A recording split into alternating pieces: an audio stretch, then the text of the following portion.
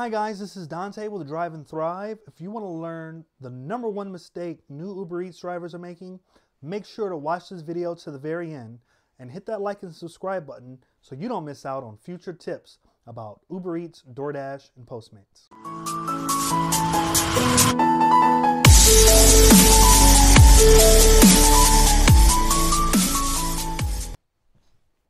So, when I first started driving with Uber Eats, it was more along the lines of DoorDash and Postmates, and that sometimes there would be long lulls between when orders would come in. So I would have to wait 10, 15 minutes during the slow periods before I would receive a request for delivery. As time has progressed, Uber Eats has both become more popular, but they've also been extending the range that they send delivery opportunities to.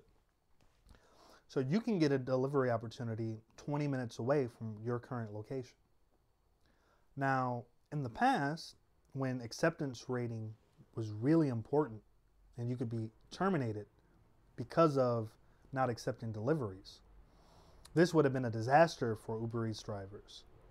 Now, acceptance ratings are dead. They don't exist anymore. So you can decline as many delivery requests as Uber Eats throws your way. So if you're making the mistake of accepting every single delivery opportunity that Uber Eats gives you, you're wasting your gas, you're driving for no reason, you're wasting your time, you're killing a lot of your profit opportunities. So the reason I'm bringing this up is because a lot of new drivers, and a lot of new drivers talk to me personally, they start off accepting every single delivery. And a common theme that I hear from new drivers is, oh, Uber Eats sent me 20 minutes north in this direction, and then after I delivered that delivery, they sent me another 20 minutes north in this direction, and I wound up an hour or hour and a half away from home. And it must be terribly frustrating for new delivery drivers. And I'm sure a lot of them get discouraged and they may quit Uber Eats a little prematurely. So that would be a disaster. It is not, it does not have to be that difficult. And unfortunately, for the more experienced drivers, we are not going through that particular awful scenario that you guys are going through, because we know better than to accept deliveries 15 minutes out, 20 minutes out. We don't waste our time with those.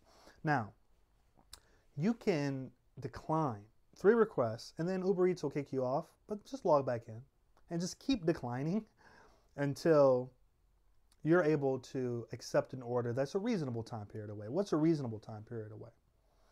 Well, I say, 10, 11 minutes at the max, but you really want to be aiming for below that 10-minute range, depending on your location. Now, so this goes hand in hand with accepting deliveries or not accepting deliveries. Where is your starting location? I know where a lot of hotspots are for Uber Eats.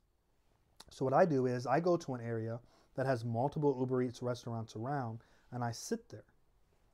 And Uber Eats may send me 3 or 4 requests that I'll reject. And then they'll send me a request close by to my target area. And sometimes I'm 1 minute away, literally, because I'm sitting in the parking lot of a plaza that has a lot of Uber Eats restaurants, right? So I literally, sometimes I have to wait for the restaurant to finish making the order because I get there so fast. But what that allows me to do is I'm not wasting time driving, and I'm not wasting gas, and I'm not just, adding more miles to my car. All right, I'm very strategic on how I go about actually going to the delivery locations themselves. Okay, now if it's very slow and I'm not getting any orders in my particular area, maybe I will drive 15 minutes somewhere, but that is very rare. Right, most of the time, so when I first start, I did drive around everywhere because I wanted to learn where those hot spots were, right? So then I developed a strategy behind, well, how am I going to plot my day with Uber Eats? So now, if I want to, if North Seattle has a big boost, if downtown Seattle has the bigger boost, if my particular area in West Seattle has a big boost, right? I know where the hot spots are. I can go there, I can wait. I know which restaurants are difficult to deliver. And I actually keep track on the map because Uber Eats doesn't tell you which restaurants you'll be picking up from. But if you're clever enough, you can know, once you start delivering a little bit, you can know which restaurants are difficult, which restaurants has difficult parking, et cetera, et cetera, et cetera. And I've gotten so that I know almost all the restaurants in my area. So if it's a restaurant I don't want to deliver to, I won't deliver to it. And following up on that mistake that new drivers make, so this is more than, I guess, just the main one, which is stop accepting every order, please, please. Don't do it to yourself, okay? That's not the way to do things, all right? Be very stingy on the orders you accept. That's the number one mistake. But following up on that is this. If, for whatever reason, you are assigned a restaurant that's almost impossible to deliver to, that you know is impossible to deliver to, that you'll have to park illegally or do something crazy in order to actually get to that restaurant, cancel that order. Now, don't cancel too many orders, right? You almost never want to cancel orders. But what you don't want to do is put yourself through a nightmare of traffic, of terrible logistics in order to complete one delivery. All right? Go ahead and cancel that order and move on to the next one. Don't make your job more stressful than it has to be.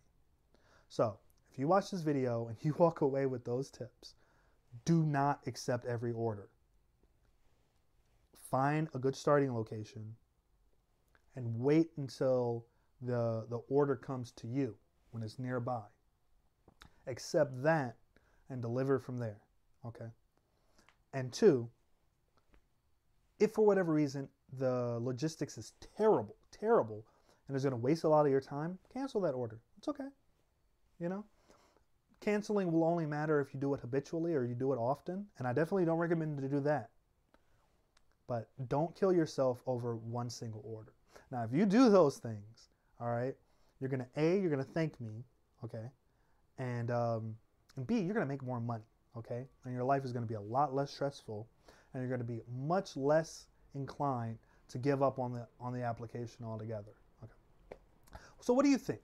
Do you think that that's good advice? What is your strategy when you do Uber Eats if you're not a new driver? And if you are a new driver, do you think that'll help you? Make sure to leave a comment below. I'd love to hear your opinions. And as always, smash that like and subscribe button for me. I really need the subscribers. I appreciate every one of you. And remember to drive and thrive. Bitch, I wanna party like